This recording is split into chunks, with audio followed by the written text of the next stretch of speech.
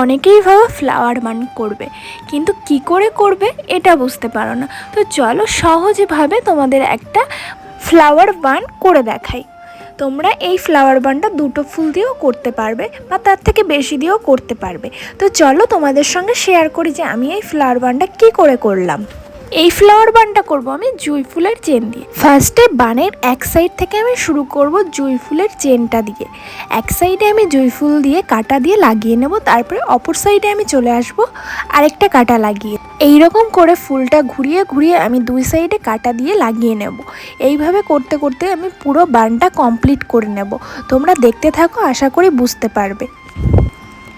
তারপরে যেইখানে ফাঁকা বা কিছু থাকবে সেইখানে আমি কাটা দিয়ে অ্যাডজাস্ট করে নেব। তো এইভাবে আমি ফুলটা ঘুরিয়ে ঘুরিয়ে পুরো বানটা পুরো মানে কভার করে নেব ফুল দিয়ে। তোমরা দেখো, এখানে আমি একটু তাড়াতাড়ি দেখিয়ে দিচ্ছি তোমাদের, নাহলে ভিডিওটা